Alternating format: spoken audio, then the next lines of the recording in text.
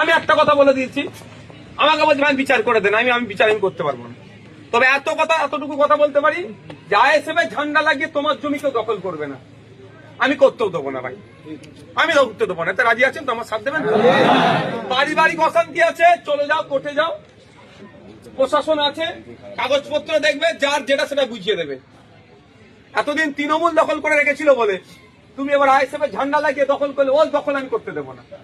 কাগজে যার হবে তার হবে, কাগজ আমি ভাই কত ক্ষমতা নেই আমার কাগজ চেক করার, প্রশাসন আছে। হ্যাঁ, আমাদের ছেলেরা সেখানে সহযোগিতা করে দিতে পারে, চলো প্রশাসনের কাছে বসে দুটো কাগজ চেক করলাম। এই পারিবারিক অশান্তি 1 নম্বর ব্লকের প্রাণগঞ্জ অঞ্চলে আমাকে এসে বলছে একজন যে আমাদেরকে বলেছে ঘর থেকে বেরিয়ে যেতে, ঘর দখল করবে। আমি অবাক যে আইএসএফ এর ছেলেরা কথা বলবে।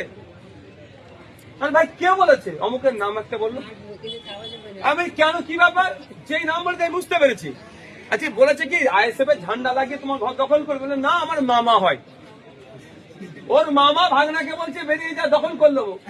ওটা নাকি আইএসএফ এর দোষ হয়ে গেল। বুঝতে পারছি ব্যাপারটা? আইএসএফ কে কালিমালিপ্ত করার চেষ্টা হচ্ছে।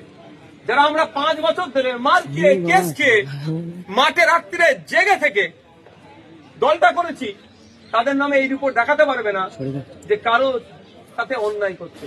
এই 4 তারিখ বেলা 4টের পর থেকে যেই লিড 15,000 হতে পার হয়ে গেল, তখন আবার আইএসএফ তৈরি হয়েছে। আইএসএফ তৈরি হয়ে তখন কি হচ্ছে? এবার আপনাদের একটা কথা বলে যায়, একটা কথা বলে যায়, আমার বুথ কি বললাম, কি আসবে, কি ঢুকবে, কি বেরোবে, নির্ভর কারা করবে, কাদের উপরে করবে? সর্বপ্রথম আমাদের বুথের নেতৃত্বদের উপর করবে। ওরা আমাদেরকে সার্টিফিকেট দেবে, তার সম্পর্কে সার্টিফিকেট দেবে, তাদের মতামত দেবে, তার উপরে আমরা আলোচনা করবো। সুতরাং এইটাই আমরা করবো, নিশ্চিন্তে থাকুন। আর ভাঙড়ে আমি অশান্তি হতে দেবো না। কে তৃণমূল, ওই তো বললাম না, জামা পেল্টে দিয়েছে, জামা পেল্টই সমস্যা তৈরি করছে।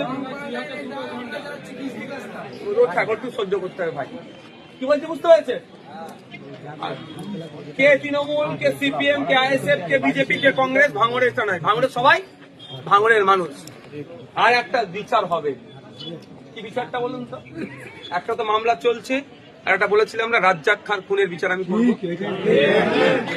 আপনাদের কথা দিচ্ছি, ওই মামলা আমি দেখবো আগামী দিনে।